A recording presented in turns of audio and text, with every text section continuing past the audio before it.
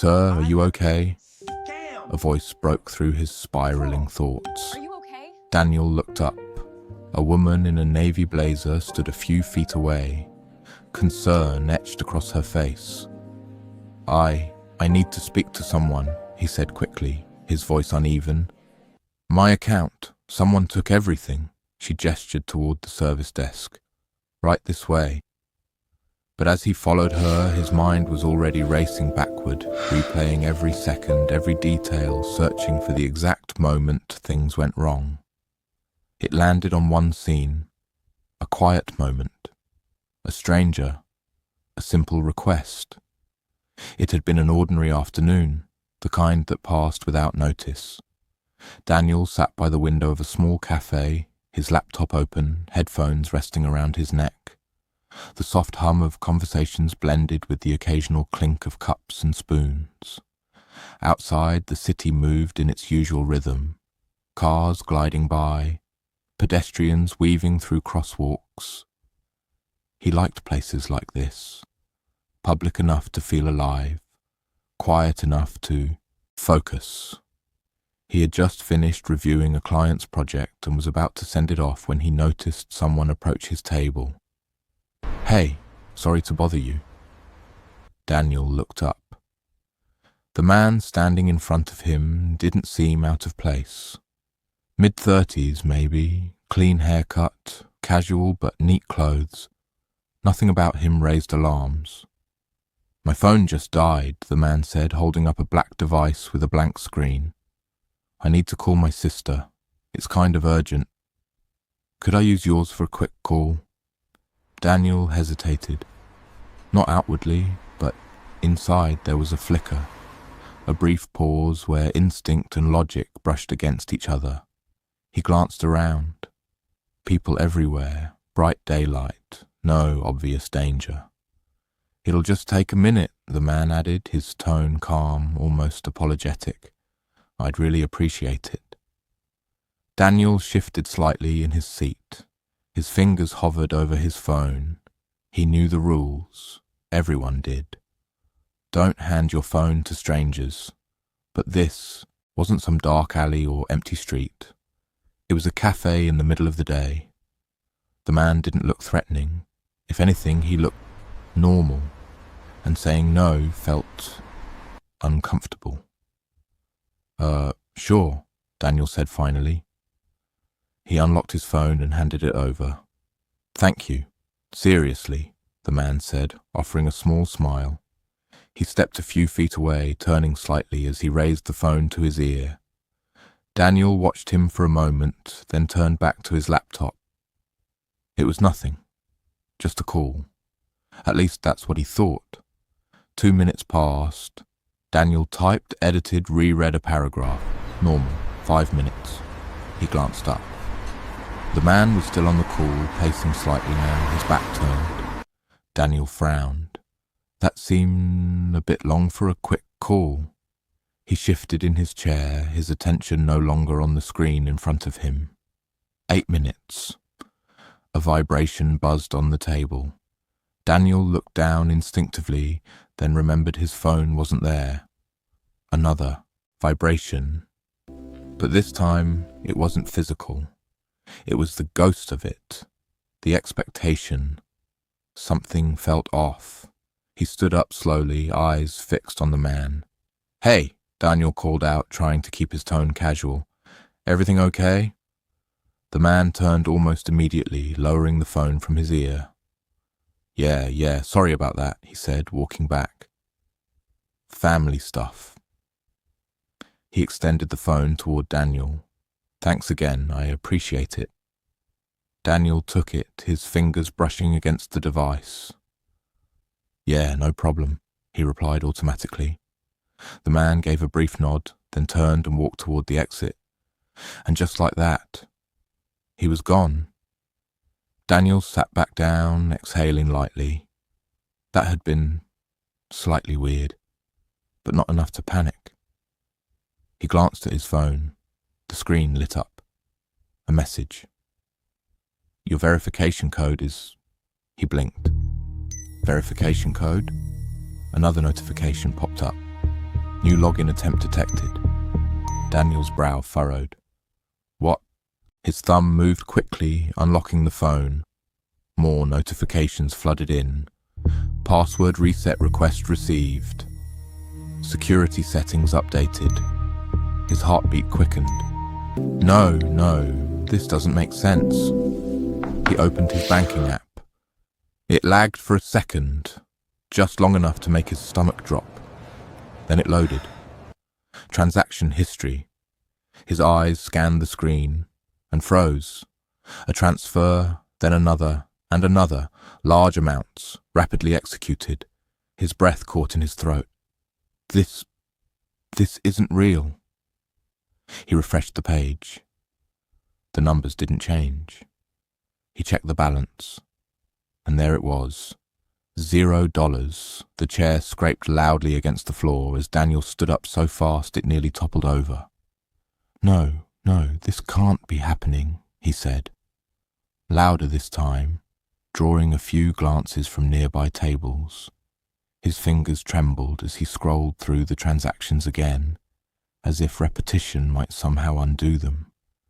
Where did it go? Where did it... His thoughts collided, fragmented, impossible to organize. Then one image cut through the chaos. The man. Daniel's head snapped toward the door. Wait! He grabbed his bag and rushed outside, scanning the street frantically. People moved in every direction. Cars passed. But the man, he was nowhere. Hey, Daniel called out, stepping further onto the sidewalk. Hey, stop! A few people turned, confused, but not the one he was looking for, because he was already gone. And whatever he had done it in just 10 minutes. Daniel's heart pounded as he stumbled back, his mind struggling to catch up with reality. How did he even... He looked down at his phone again, as if it held the answer. The same device he had guarded so carefully, the same device he had unlocked and handed over. His grip tightened. I gave it to him, he whispered, the realization sinking in like a weight pulling him under. I gave him everything. And that was when the panic truly set in. Because this wasn't just bad luck. It wasn't random. It wasn't an accident. It was something else. Something deliberate, and he had walked right into it. Daniel's fingers hovered over the screen, trembling so badly he almost dropped the phone again. Think, he muttered, pacing the sidewalk like a man trying to outrun his own thoughts. Call the bank. That was the first thing. He tapped the number with shaky precision, pressing the phone hard against his ear as it rang. Come on, pick up. Each second stretched unbearably. Finally. Thank you for calling. Please listen carefully as our menu options have recently changed. No, Daniel groaned, dragging his hand down his face. He pressed the keys frantically, skipping prompts, forcing his way through the automated system. Speak to an agent. The line clicked. A pause, then. Hello, thank you for calling. How can I assist you today? My account, Daniel blurted out, voice shaking. Someone just drained my account. I need you to stop everything. Freeze it, reverse it, do something. I'm sorry to hear that, sir. Can you verify your identity for me? Daniel clenched his jaw. Are you serious right now? I just told you. I understand your urgency, sir, but I need to confirm your details before I can access your account. He squeezed his eyes shut, forcing himself to comply. Daniel Hayes, date of birth. He rattled off the information quickly, his voice tight with frustration. Thank you. One moment while I review your account. The silence that followed felt suffocating. Daniel paced faster, glancing down the street as if the stranger might suddenly reappear. Okay, the agent said finally. I do see several recent transactions. Several? Daniel snapped. They took everything. I understand. Based on the activity, these transactions appear to have been authorized from your device. Daniel froze. What? They were processed through your registered mobile device and verified using your authentication codes. That's not possible, he said, shaking his head. I didn't authorize anything. I didn't... His voice trailed off. The memory hit him again. The phone, in the stranger's hand, unlocked. His stomach dropped. Sir, the agent prompted. Daniel swallowed hard. Someone used my phone just for a few minutes. That's when this happened. I see, the agent replied, her tone shifting slightly. More measured now. Did you remain in possession of your device at all times? No, Daniel admitted quietly. I gave it to him, but just for a call. There was a brief pause on the other end. Are you okay? Sir, if the individual had access to your unlocked device, they may have initiated account recovery processes or authorized transactions using one-time passcodes sent to your phone. Daniel leaned against the wall, his legs suddenly weak. So you're saying... His voice barely held together. This is on me? I'm saying the transactions were verified through your device, which makes them difficult to dispute as unauthorized. However, we can begin an investigation. How long does that take? Daniel interrupted. Typically several business days, sometimes longer. Days, he repeated, his voice rising. I don't have days. I understand your concern, sir, but at this moment, the best course of action is to secure your account immediately. I recommend changing all passwords and enabling additional security measures. Daniel let out a hollow laugh. Secure it, he said. There's nothing left to secure. The call ended, but the weight didn't lift. If anything, it settled deeper. Daniel stood there for a long moment, staring at nothing, the noise of the city muffled around him. This can't be real, he whispered. But it was. Every notification, every transaction, every second of that 10-minute window, real and irreversible. He pushed himself off the wall and started walking, not entirely sure where he was going. His thoughts were spiraling, replaying the encounter over and over again. Every detail mattered now, every second. He pictured the man standing there, the calm tone, the steady posture. Nothing rushed, nothing suspicious. Too perfect. Daniel's steps slowed. Wait, he murmured. Something about it didn't sit right. The way the man had asked, not desperate, not panicked, just controlled, like he knew exactly what he was doing. Daniel stopped walking. His mind began connecting pieces, the notifications, the verification codes, the login attempts. That wasn't a phone call, he said quietly. His grip tightened around his phone. That was something else.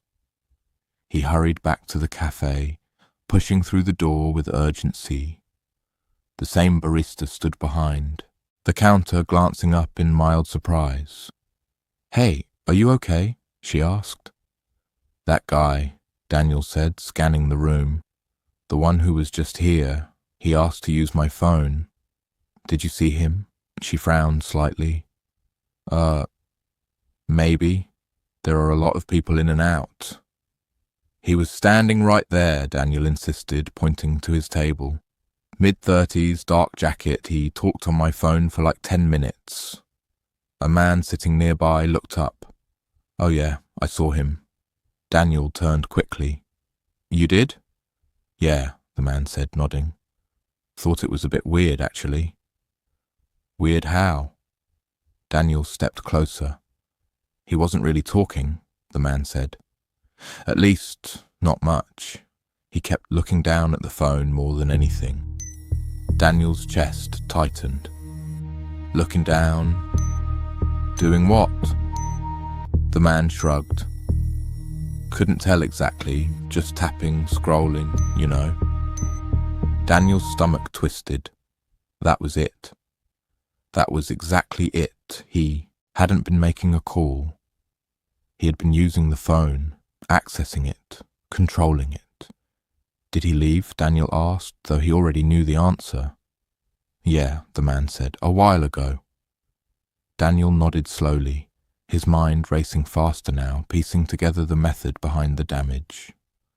He needed the phone unlocked, Daniel said under his breath. The barista tilted her head. What? He didn't need to run, Daniel continued, almost talking to himself. He didn't need to grab anything, he just needed time. Time to trigger password resets, time to receive verification codes, time to approve transactions, all from the one place that mattered most, the device in his hand. Daniel exhaled sharply, running a hand through his hair. This wasn't random, he said. The realization settled heavily. This was planned. He stepped back outside, the air feeling heavier than before. If it was planned, then he wasn't just unlucky. He was targeted. The thought sent a chill through him. Daniel's eyes scanned the street again, but this time not in panic. In suspicion. Had the man been watching him before? Had he noticed Daniel typing his passwords, checking his balance, unlocking his phone repeatedly? Had he been sitting nearby, waiting? Daniel replayed the earlier moments, the cafe, the people, the subtle movements. His breath caught. There had been someone at the table across from him. He hadn't paid much attention at the time. Just another face in the crowd. But now it felt different. Was that him? Daniel whispered. Or someone working with him? The idea made his skin crawl, because if that was true, then the 10-minute interaction wasn't the beginning. It was the final step. Daniel's phone buzzed again. He flinched before looking down. A new notification. Your email password has been changed. What? He said sharply, unlocking the screen. Another one. Two-factor authentication disabled. No. Daniel's voice rose again, panic surging back stronger than before. He tapped frantically, trying to access his email. Access denied. Come on, he shouted, drawing stares from passing pedestrians. It wasn't over. Whatever the stranger had done, it wasn't just his bank account. It was everything connected to it. His email, his identity, his digital life. All from 10 minutes, Daniel said, his voice hollow. He staggered back slightly, the weight of it all crashing down again. I didn't just lose money, he whispered. I gave him control. And that realization was far more terrifying than the balance hitting zero. Daniel stood frozen on the sidewalk, the world moving around him like nothing had happened. Cars passed, people laughed, someone argued over the phone just a few feet away. But for him, everything had narrowed into one terrifying truth. It wasn't over, it was spreading. He forced himself to move again. This, time faster, almost running. His thoughts were no longer scattered. They were sharp, urgent. Lock everything, shut it down. He dialed again, this time a different number, his email provider. The line rang, picked up. Support, how can I assist you? My account's been compromised, Daniel said quickly.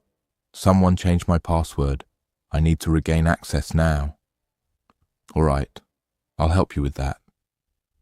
Can you confirm your recovery email or phone number? That's the problem, Daniel snapped. I think they changed those too. A pause. Okay. Then we'll need to verify your identity through additional steps. How long will that take? He asked, his patience hanging by a thread. It depends, but we'll do our best to expedite. I don't have time, Daniel cut in. Everything is connected to that email. My bank, my work, everything. I understand, sir. Just stay on the line. Daniel ran a hand through his hair again, pacing. Every second felt like another door closing, another piece of himself slipping away. By the time he ended that call, he felt drained. But the fear hadn't left. If anything, it had evolved. It wasn't just panic anymore, it was realization, clear, sharp, painfully logical. He stopped walking, stared ahead, and said it out loud. He didn't hack me. A couple passing by glanced at him briefly, then kept moving. Daniel didn't notice. He didn't need to. His grip tightened around the phone. I handed it to him. The memory replayed again, but this time slower, more detailed, more honest. The stranger's calm tone, the lack of urgency, the way he stood slightly turned, not fully facing Daniel, the subtle tapping, the occasional glance around. It wasn't random, it was practiced. He's done this before, Daniel said quietly. Of course he had. No hesitation, no panic, no wasted movement. Just 10 minutes of precision, 10 minutes of access. 10 minutes that cost everything. Daniel made his way back to the bank, this time less frantic but more focused. He needed answers. He needed something, anything to hold on to. Inside, the same polished floors reflected the overhead lights, the same calm environment, the same order. It felt almost insulting.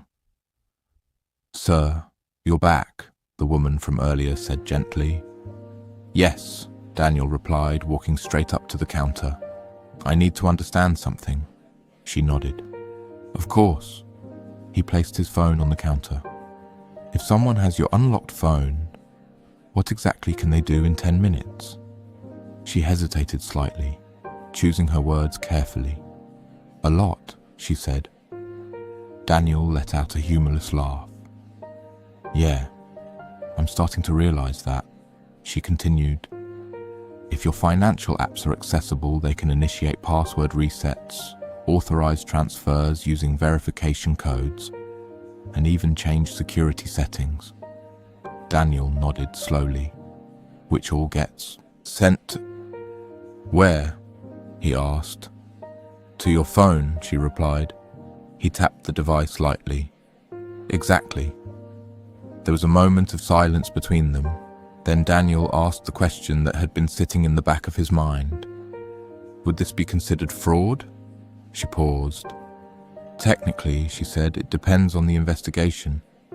But if the actions were performed using your device and your authentication, it becomes more complicated." "Because it looks like I did it," Daniel finished. "Yes." He exhaled slowly. "So basically, I gave him the keys and now it's my word against the system." She didn't respond. She didn't need to. Daniel stepped away from the counter, his mind clearer now than it had been all day. Not calmer, but clearer. This wasn't chaos, it was a chain reaction. And he could finally see the links. The stranger didn't need passwords. He didn't need to break in. He just needed access. And Daniel had given it to him. Unlocked, unquestioned, trusted. Later that evening, Daniel sat alone in his apartment, the dim light casting long shadows across the room. His phone lay on the table in front of him, silent now, empty, just like his account. He stared at it for a long time, then finally spoke. 10 minutes. The words felt heavier now, not just a measurement of time, but a turning point. "I thought I was being helpful," he continued quietly. "I thought it was nothing." He leaned back in his chair, eyes fixed on the ceiling. "It wasn't force. It wasn't violence." His voice dropped. "It was trust." He thought about how easy it had been, how normal it felt in the moment. A simple request, a quick decision, no warning signs screaming for attention, just subtle ones, easy to ignore, easy to dismiss, until it was too late. Daniel sat up again, reaching for the phone. He unlocked it, this time slowly, deliberately, as if the action itself carried weight now. "Everything is here," he said. His voice was calm, but firm. "Banking, email, identity, access." He looked directly at the screen, and I gave it away. There was no dramatic recovery, no sudden reversal, no miracle fix. The money didn't come back that night, or the next, and maybe not at all. But something else did. Clarity. Painful, but necessary. Daniel stood up, walking over to the window.